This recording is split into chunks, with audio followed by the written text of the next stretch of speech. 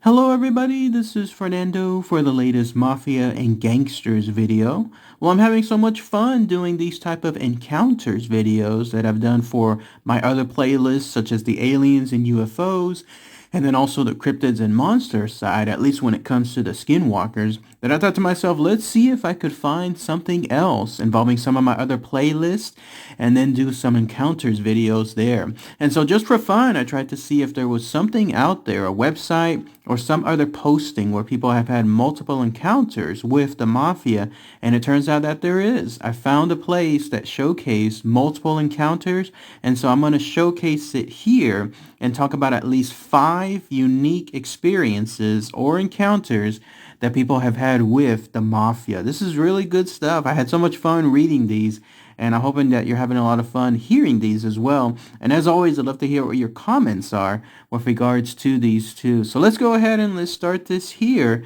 In this case, 5 unique encounters that people have had with the mafia. And when I say people, these are ordinary people. As always, like these type of videos that I do, it's just always regular people, you, me, and I, everyone else in your life, regular people that have had these type of encounters. So the first one comes from a lady by the name of Ann Mazo. She wrote this about 3 years ago, and here's what she says. She says, when I lived in Long Island, I rented an apartment in the basement of the home of a mafioso. My husband was in the Air Force on an unoccupied 1-year tour of duty, and I needed a safe place to stay. The apartment was cozy and well furnished. It felt right, so my calico cat and I moved in. There was a very barky German shepherd in the fenced backyard who paced around, eyeing us through the window, but soon he accepted us and calmed down. Vito and his wife Mary were very kind to me. Mary made Sicilian cookies from time to time. She always saved a generous plateful for me, and when the cat knocked over a lamp and broke it, they were understanding. Of course, I insisted on paying for it, and I was invited to occasional parties in their home. It was when that happened that I noticed just how really tough-looking the guests were. Some of them had faces that appeared murderous, for want of a better word. They looked at me kind of brazenly at times. However, they were very courteous. I was becoming suspicious, so I never drank any alcohol when in their company. These same characters visited the house every now and then. Eventually, I got to know several of the neighbors, and after getting to know me, they wised me up, and according to them, Vito was in the mafia in the construction industry. He wasn't a capo or a don. He was strictly low level, probably skimming funds from construction sites. My heart beat faster when I heard this. It was gossip, hearsay, and yet the months went by. I felt a little bit uneasy, but did not want the hassle of moving again. And so my husband came back and we prepared for a move to California. Reflecting on those days, all I can say is that whatever their alleged affiliations were, Vito and Mary were lovely to me. I've always felt that you take people as you find them. So there it is, my little experience. No horses' heads, nobody's trying to choke me with a piano wire, no vat of acid in the garage. Nevertheless, it was memorable. And then that's it. That's essentially where Anne finishes her story. So how about that? A nice little encounter when it came to Anne renting an apartment there in a basement home and then slowly but surely figuring out that it was associated with a mobster. Paints a different picture now when it comes to that, because here you have the mafia essentially opening the home to a stranger and then also having house parties and inviting the stranger over to that particular party. But there she was in the basement, just living there for that time period, and then coming to accept them just as a regular set of people, even after finding out that, yes, they were involved in the mafia and they may have done some other shady activity. Still, though, they didn't get mad. They didn't resort to any of the stuff you see like on the Godfather or the mafia shows like The Sopranos and so on. No, even the cat knocking over that lamp, in their case, they just saw it as a simple accident, and then that was taken care of afterwards. So good little story when it comes to that encounter. Next one comes from a guy by the name of Fred Montgomery. He titles it The Cadillac, and here's essentially what he posted. He said, I worked with a guy named Lou. He was a total a-hole, but nobody gave him blank because his dad was connected. We didn't get along too well. At that time, he was my boss, but he knew nothing. One of the guys that made it impossible to get your work done because he worried about the little blank too much and the big blank not nearly enough. Things came to a head one day when he tried to pull me off a chair that I was standing on to adjust a ceiling vent. So I smacked him and we ended up in a fight that he didn't come out looking too pretty.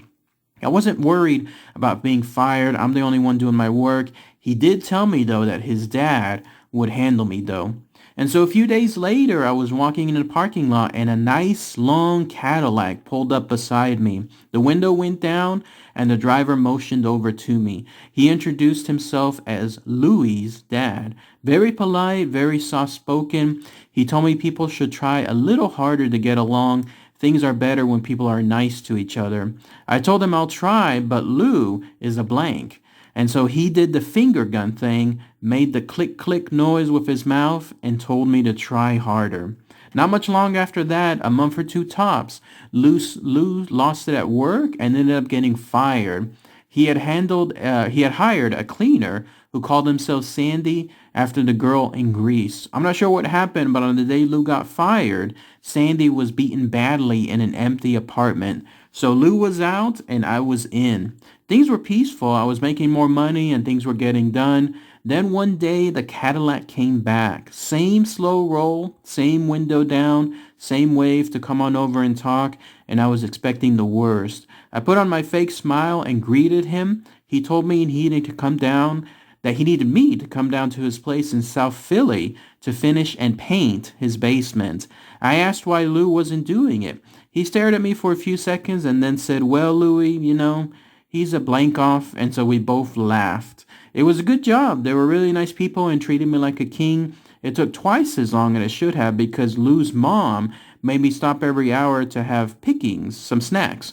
And I had to eat dinner every night. I was just too skinny, she said. Dinners were my favorite part. She was a great cook, and their guests were very interesting, to say the least. And then that's it. That's everything Fred has to say about his experience. He made it sound like he was working at a dealership, which makes sense when it comes to the mafia. They're well known to having dealerships, like something else involving money laundering associated with those. Not the large ones, but the smaller ones, the mom and pop ones that they would use for money laundering purposes. So him having this type of place, whoever this Lou's father was, him having that place, again, makes perfect sense. Interesting, too, with regards to the way he pulled up in that Cadillac, and then it seemed like it was all going to go down right at that moment because that guy, Fred, had fought his son and beat him up pretty badly. But no, he resorted to making it almost like a gentle advice of being better and then trying to do things as far as, getting along with people and then motioning with the gun, of course, whenever, like with a gun, a finger gun, whenever something else was not going to happen afterward, like in terms of peace. And so that's where things just took a little bit of an interesting turn. But no, eventually this guy Lou got fired and then Fred was there as is and then working at another job there at the father's home, taking care of business there, and then also meeting the mom, and then having all these wonderful snacks there and food and so on. So another very unique encounter when it comes to the mafia. So the next one comes from a guy by the name of Mike Peck, and they wrote this about 3 years ago, and essentially here's what they state. Not personally, but an old friend I call Aunt Rose had a memorable meeting. In the early 1980s, she and a boyfriend spent a few days in Atlantic City. They returned early one Sunday morning on a chartered bus and got off at the wrong stop in Lower Manhattan. Nothing was open at that hour and they couldn't find a taxi stand. And so they walked for blocks carrying their suitcases until near dawn they spotted a storefront on Mulberry Street with the lights on. The door was locked, but they knocked anyway. A man answered and gruffly told them it was a private club. Aunt Rose quickly explained their plight and asked to use a phone. And so the doorman invited them in and led them to a table in the back where a well-dressed, silver-haired gentleman was seated. Rose again explained the situation and asked to use a phone to call a taxi. This silver-haired man responded by turning to his doorman and saying, "Take these people wherever they want to go." It was John Gotti. And then that's it. That's essentially a short but sweet story when it comes to Mike Peck as far as the encounter that Aunt Rose had. How about that, right? Here you had this situation where Aunt Rose got off at the bus stop or the bus stop at the wrong place, and then obviously being in the middle of that situation, trying to find out where they could get a ride, not having anything as far as a taxi or other situations for transportation, and then inadvertently knocking on one of the actual clubs that the Mafia had, and it ended up being owned by John Gotti himself. How about that? I wonder what could have happened with regards to that situation, like whoever the doorman was, like wondering who is this older woman just randomly knocking right there. But that was really nice to hear about that situation, about him basically stating, understanding the situation, realizing this is truly someone in the wrong place at the wrong time, and then figuring out, hey, let me just help this person out, and then having the chauffeur take them wherever they wanted to go. Good little short but sweet encounter associated with that. Next one comes from a guy by the name of Ken Brody. Wrote this about 3 years ago, and here's what they have to state. Actually, 3, maybe 4 encounters with the Mafia in the U.S., and I'll recount one of them. I had just assumed the position of CEO for an engine manufacturer, a John Deere spinoff. The company was in financial trouble, and I was diligently trying to cut fixed expenses. One of those was for a huge garbage disposal bin the size of an 18-wheeler truck. We did not need that capacity, so I tried to sell it to a commercial equipment broker. One of my engineers saw that it was for sale and paid me a visit. His message: the Mafia has that garbage contract. If you see a guy the size of a refrigerator with no neck coming down the corridor, run. My office had a video surveillance camera, and yes, here comes that guy. Huge, unsmiling, with a jacket bearing the logo of the disposal company. He stood in my secretary's cubicle, taking up most of the space, and yelled, "That garbage unit belongs to us." My secretary, a sweet white-haired lady with guts, just smiled at him and got him to sit down. I told him I was new at the company, but I would look up the invoice and check whether we actually purchased it or just rented it. So I went to the accounting archives and looked up the company on a Google search. This was New Jersey, and by rumor at least, the Mafia owns the garbage industry in New Jersey. I also found the asset tags, purchase order, and payment for the container, and I brought them to Mr. Refrigerator and went through with them politely. I was probably half his body mass. He studied them like he understood. It took some time. He then apologized and asked if we could please continue the disposal contract on whatever new container we got. So we shook hands, and it was like putting my hand in a catcher's mitt. We did continue the contract at a fair price. Of the other incidents I had with Mafia, only one turned dangerous. I had to hire bodyguards, but I'd rather not tell that story. And then that's it. That's essentially everything that this Ken Brody had to state with his encounter. Here in this case, it's more of a commercial type of encounter, meaning here you had him working for that company, trying to figure out how they could cut costs, seeing if they could do something associated with that garbage disposal bin, not realizing, obviously being new, that it was tied almost like as a legacy item or product with somebody from the Mafia or some gang in the Mafia, and then of course having a visit from one of those guys. This also makes sense because, like I was mentioning in the other video, as far as dealerships, the Mafia is truly involved, could be now in the past, but with the garbage unit industry, waste management, that's also a very lucrative business for them, especially when it comes to the underlying deals that they secretly have and so on. So having this large refrigerator, as he called it, suddenly come down that corridor, I can only imagine what the look on his face would have been, Ken's face in other words, when he realized that something else could happen. But the fact that, again, he was able to showcase proof to that mafioso guy as far as what happened with that item, with that container, how it was purchased, how it was sold, how it's not associated with them anymore, and then that Mr. Refrigerator realizing that and then politely asking if they could have anything else done as far as future work, future contract. That also was interesting. It took another turn. It goes against the, savage stereotypes associated with them beating people, pistol whipping people to try to get things done. Sometimes it's just asking, and that's all it is, nicely asking, and then that's all it takes to get business done. So nice little encounter associated with that. And then the next one comes from a user by the name of AJ Chandler. They wrote this about 2 years ago, and here's what they state. I knew low-level mafia when I was a teenager, but didn't know they were then. They were parents of my friends and always were very good to me, and this is when I lived in New York. So I remember seeing what reminded me of a scene from The Odd Couple. A bunch of men, including the cop, playing cards for big dollars, stacks of money. The curtains were drawn and the wife was busy making sandwiches for them. I asked my friend why nobody was drinking alcohol, which was normal at my house. She said, when you play for money that big, you can't be drunk. This was big news at the time. It was around 1980. The feds had a sting and one of my best friend's dads was caught in it. He had something to do with the garbage business like in The Sopranos, but like I said, he was low level. They had him on wiretap. He ended up having to do 3 years in prison for embezzlement. The family was in a dire financial crisis because of it, and the younger kids were no longer allowed to play with the other kids when their parents saw it in the news. This man passed recently. I don't care what he did. I loved him dearly. He also had the most interesting stories that they didn't get to hear until I was an adult.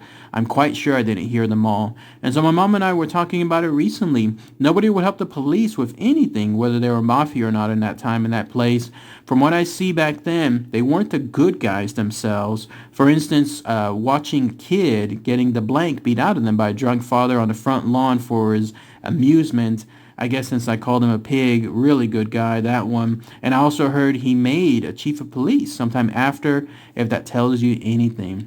And that's it. That's essentially what this encounter was with AJ Chandler. Kind of a weird story, though, because even though this person was younger at the time, as they stated, as a teenager, so they couldn't really describe or recollect much things. They didn't even know about the situation happening. Here they were essentially living in a house that it seemed like they were having some mafioso men, including a cop that would constantly play cards for big money, as she described it. And so having this type of money played there, you could just imagine the type of stories that were occurring there. Plus, it was interesting to read about the best friend's dad and the sting they were in, and how essentially that had to do also with the mafia. And once again, you heard about the garbage business, something else I was just mentioning in the last story associated with that. But still, AJ was stating that no, they love the encounters, fondly almost recollect them to this day, especially those stories that they heard, and then saw them as somewhat good people except for other situations. And now the last one that we have here comes from a guy by the name of Lelo Massetti. They wrote this about 3 years ago, and here's what they have to state. In 1998, I used to work in a resort near Trapani, Sicily. Back then, I was a sailing instructor, but because I could speak German quite fluently, I used to help reception with any problems our guests might have. One day, a German family who drove all the way down for Sicily and went shopping at the local market came to me reporting that their BMW had vanished. And so we went to the manager's office to call the police. At least that was my plan, but I was born in Milan. Little did I know about local customs. We explained the issue to the guy, and he suggested this poor family to go back to the beach, order a cocktail, relax, and come back at noon. I was pretty appalled and embarrassed, but again, this is Milan, right? And so I went back at noon, this time by myself, and when I entered the office, the manager said, "Are you still here?" And he said, and so I said, "But the car?" And then he said, "Maybe in Milan you put the cars in the office, but in Sicily, we keep them in car parks. The car is there." He was right. The car was there. Not only that, it had been washed and refueled. They just stole the wrong car, I guess. That's one way you can tell to answer your question. And then that's it. That's essentially the short story, the sweet one, associated with Lelo Massetti. How about that? This also happened in Sicily, right there at the heart and the core of the mafia. So it turns out that they really do watch their neighborhoods there. And so whoever had stolen, at least the gist that I got of it, whoever had stolen that poor German family's BMW, the mafia immediately got involved, made sure to get the car back. Not only that, but also made sure that it was washed and refueled. Who knows what happened to those vandals, whoever decided to steal right there within the area of the mafia. One can only assume, right? But still, they made sure that that poor family got their car back, got everything washed, and everything was good to go. And that was it. So imagine that. That reminds me of like the movie The Casino, obviously, where someone's trying to skim the skim, and you can only wonder like what happens to someone along those lines. But still, in this case, they were definitely watching the neighborhood, making sure that if anybody tries any bad stuff there, that it would quickly get fixed. It seemed like they wanted tourists to stay, obviously to spend money. Money is good, money flows, but that money can stop if there's a lot of thefts associated there. So once they heard this, they immediately took action and started to take care of business. Again, I'll tie back to the casino world from the movie there. When the mafia was running Vegas, they wanted everything to run smoothly. Entertainment, drinks, the gambling, the hotel stays. If anybody tried anything bad, that's when they realized, who they were messing with. They just wanted to make sure the money ran and the guests were having fun. So, but still, nice little story there. So, but yeah, if anybody wants me to continue these type of videos, these encounters with the mafia and gangsters, let me know. I'll definitely love to be able to do more of these. I had a blast doing them. And hope everyone has a good day. All right, everybody. Thanks again as always. Take care.